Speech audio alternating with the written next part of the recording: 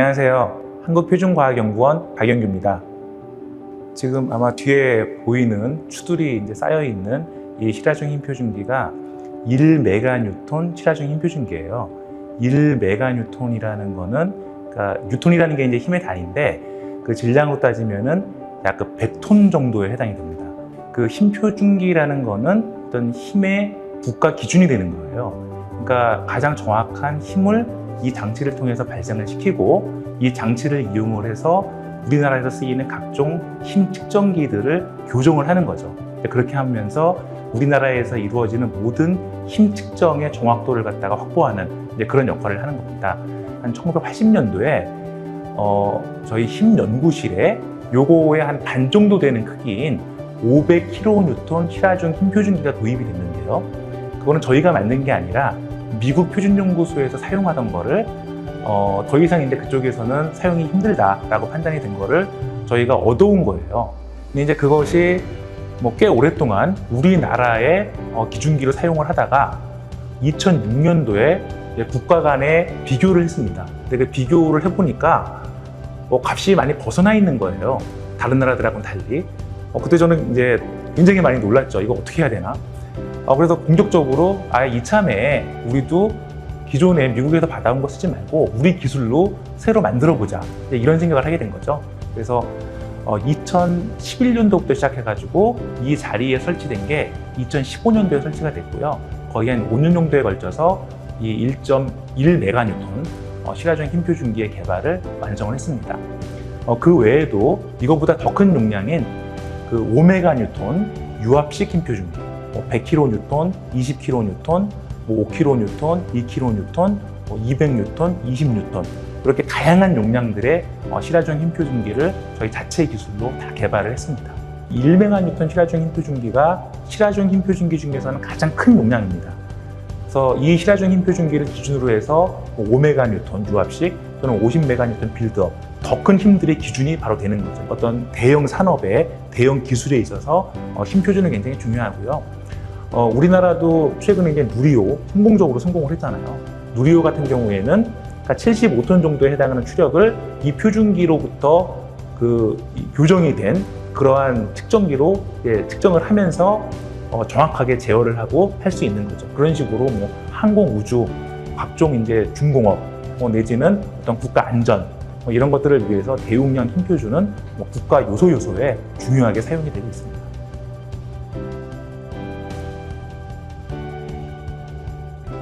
표준과학연구원에 근무하는 이윤우입니다.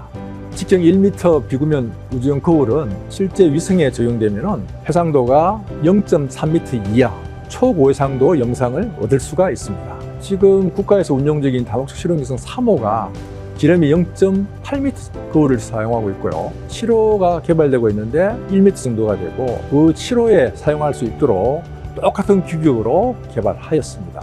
우주용 과학 거울 기술은 지상용 대형 천체 만원경에 바로 활용할 수 있고요. 그리고 천체 만원경이나 위성용 카메라를 시험할 수 있는 그런 시험용 과학기기도 물론 적용할 수 있습니다. 그리고 우리가 AR, VR에 들어가는 과학기기들, 그리고 휴대폰 카메라에 들어가는 카메라 렌즈들도 사실 기술의 내용들은 거의 같은 기술들이 사용되고 있습니다. 직경 1m 우주형 거울은 상당히 큽니다. 그리고 이제 우주라는 환경이 진공이고요. 그 다음에 온도 변화도 크고, 그리고 발사될 때 로켓에 의해 가지고 진동과 충격이 있습니다. 그런 어려운 환경 속에서도 거울 자체의 기능을 유지해야 되기 때문에 지구상에는 중력이 있지만은 우주에 올라가면은 중력이 없어지잖아요. 그럼 거울이 이제 휘어질 텐데 그 휘어지는 까지 다 고려해가지고 광기계 설계를 해서 보상할 수 있도록 이 물질이 거울 면에 하나 있고 없고 정도를 그 정도까지 초정밀급으로 면을 연마를 해야 되고요. 그런 설계값에 맞추기 위해서 특수하게 연마된 지구상에서 가장 정밀한 광기계 부품으로 생각이 됩니다. 사실 1m 정도가 되면은 전 세계에서 이런 거울을 만들 수 있는 곳이 선진국 한 2곳 내지 3곳밖에 없습니다. 이런 기술은 대부분 이제 국가 전략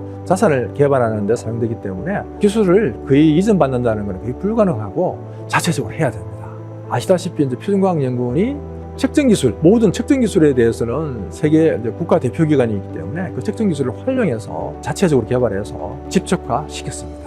지금은 1m를 완성을 시켰지만은 1m 이상 되는 거울도 지금 계속 개발하고 있고요.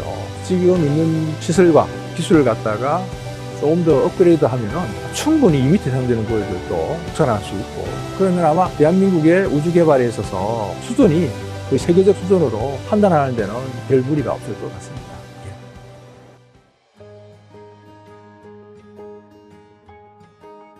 안녕하세요. 저는 한국표준과학연구원에 근무하고 있는 허명선입니다. 현재 초의 정의는 세슘 원자의 고유 진동수를 기반으로 되어 있는데요. 이 크리스-1은 그 세슘의 고유 진동수를 사용해서 개발된 원자 시계인데, 처음에 1988년에 개발을 시작해서 20여 년간의 개발 기간을 거쳐 2008년에 완성되었습니다. 2008년부터 우리나라의 대한민국 표준시를 생성하는 데 기여를 했었습니다. 이 원자시계는 아주 정확한 주파수를 가진 신호를 생성하는 시계이고요. 이를 이용해서 정확한 일초를 만드는 데 사용하고 있습니다. 그 이후로 개발이 되기 시작해서요. 2015년 정도에 한 5천만 년의 1초 정도 틀리는 매우 높은 정확도의 분소시계가 개발이 됐고요. 그리고 이보다 훨씬 정확도가 높은 광주파수 시계라는 것도 개발이 시작되었는데, 2014년, 2017년 차례대로 높은 정확도의 시계를 완성을 했고요. 2021년에는 이 시계가 세계협정시에 기여하는데 필요한 여러 가지 요건을 갖추게 돼서 2021년부터 높은 정확도로 세계협정시에 기여를 하게 됩니다. 그래서 총 1세대, 2세대, 3세대 세 가지 종류의 원자시계가 이 표준과학연구원에서 개발되었습니다. 이터비움 광시계는 차세대 원자시계입니다. 현재 초의 정의는 세슘이라는 원자를 기반으로 정의가 되어 있는데요. 광시계의 경우에는 이것보다 주파수가 한 10,000배 이상 더 높은 원자를 사용한 원자시계이고요. 이터비움 광시계는 정말 많은 기술이 필요합니다. 거의 실험실 하나를 가득 채우는 장비들이 가득 차 있고요. 레이저를 매우 높은 안정도를 유지하는 기술이라든지, 레이저의 주파수로부터 우리가 실제로 쓸 수 있는 1초나 1분을 만들 수 있도록 주파수를 하향 변환하는 기술이라든지, 한 5대 정도 되는 레이저를 동시에 운용을 하면서 제어할 수 있는 제어 기술 등 굉장히 많은 기술이 필요합니다. 5개 이상 되는 레이저들이 동시에 잘 동작을 해야 되는데, 사실은 그게 쉬운 일은 아니라서 이 5개의 레이저가 잘 동작할 수 있도록 많은 노력을 기울였고요. 그래서 신호를 처음 봤을 때 정말 기뻤지만, 그때 느꼈던 심정을 솔직하게 말씀을 드린다면, 내일도 이 신호가 또 나와야 될 텐데 하는 생각이 있었습니다. 오늘은 나왔지만 내일은 안 나올 수도 있거든요. 다행스럽게도 이제 계속 신호가 나와서 지금은 시계가 안정적으로 잘 동작하고 있습니다. 지금 우리가 살고 있는 이 세상에서 교통이든 통신이든 모바일이든 1초라는 그 짧은 시간 동안에 많은 변화를 우리가 겪고 있고요. 그렇기 때문에 그만큼 정확한 시각 정보가 필요하고, 특히 이제 여러분이 많이 쓰고 계시는 내비게이션이라든지 이런 그 최첨단 시스템의 경우에는 1초가 아니라 1000분의 1초 또는 1억분의 1초의 정확도가 필요합니다. 그러한 정확도를 얻기 위해서는 원자시계 개발이 필수적이라서 우리나라도 독자적인 원자시계 개발에 적극적으로 참여를 하고 있습니다. 그 이터비움 광시계는 그 기존의 시계보다 정확도가 훨씬 높기 때문에 우리가 이제 앞으로 많이 쓰게 될 자율주행이라든지 각종 스마트 기술에 많은 기여를 할 수 있을 거라고 생각이 되고, 앞으로는 우리가 지금까지 보고 싶었지만 볼 수 없었던 여러 가지 과학적 현상들을 이 시계를 통해서 관측을 할 수 있을 것이라고 생각을 합니다.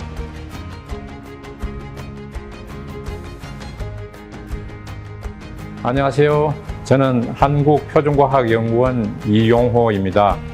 초준도 현상에서 일어나고 있는 여러 가지 물리 현상, 즉 양자역학적인 현상을 이용해서 만든 컴퓨터 방식이 초전도 양자 컴퓨팅입니다.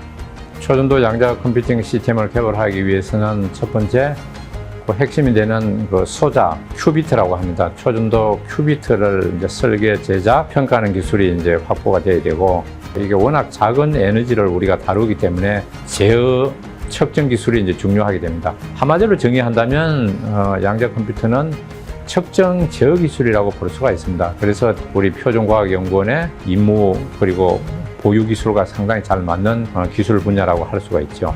제가 크리스의 입수하게 된 게 1989년이니까 지금으로부터 약 35년 전입니다. 양자물리연구실에서는 조셉슨 접합을 이용한 조셉슨 전압표준 개발도 하고 있었고, 그리고 초전도 양자 센서 스퀴드 개발도 하고 있었고, 양자홀 저항 표준 소자도 개발하고 있었습니다. 지나고 보면 초전도 조셉슨 접합이라든지 이걸 이용한 초전도 양자 간섭 소자 스퀴드, 이런 기술들이 이제 다 모여가지고 기반이 되어가지고 현재 저희들이 개발하고 있는 초전도 양자 컴퓨팅 시스템 개발의 어떤 핵심 요소 기술 뿌리가 되었다고 할 수가 있죠. 한국표준과학연구원은 결국에는 표준이 1차고, 그리고 이제 측정 기술, 그리고 이제 산업체에 활용이 되겠는데, 저희가 쭉 개발해온 이 양자 센서를 이용한 의료 진단 같은 경우에는 이미 병원에 쓰이고 있는 기술입니다. 그런 측면에서는 이미 산업화가 됐다고 볼 수 있고, 그리고 양자 컴퓨팅 기술 같은 경우에는 향후 5년 내지 10년 정도 더 개발을 해가지고 완성도를 더 높여가지고 초기에 양자 컴퓨팅 시스템이 산업적으로 쓰일 수 있는 것이 가능할 거라고 저희들은 예상을 하고 있습니다. 크리스의 과거는 개척이다. 크리스의 과거는 거북입니다. 선진국에서 이미 완성된 기술을 보고 모방하는 상황이었기 때문에 그냥 앞만 보고 걸어가는 거북이였고요. 정말 맨땅에 헤딩하듯이 그런 식으로 없는 데서 저희가 그 선진국들을 배우면서 이제 이런 것들을 개발을 해나가고, 이제 그런 어떤 개척자 정신으로 우리나라의 그 표준의 시초를 닦았다고 생각이 됩니다. 크리스의 현재는 성과라고 생각합니다. 크리스의 현재는 성공이다. 본인의 역량을 최대한 발휘하는 시기라고 생각하고요. 우리가 선진국과 어깨를 좀 나란히 하는 수준이라고 저희가 생각을 하고 있습니다.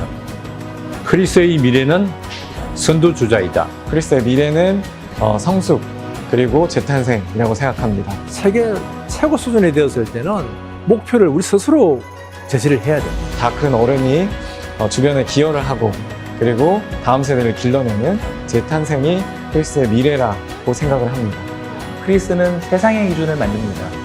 크리스는 세상의 기준을 만듭니다. 크리스는 세상의 기준을 만듭니다. 크리스는 세상의 기준을 만듭니다. 화이팅!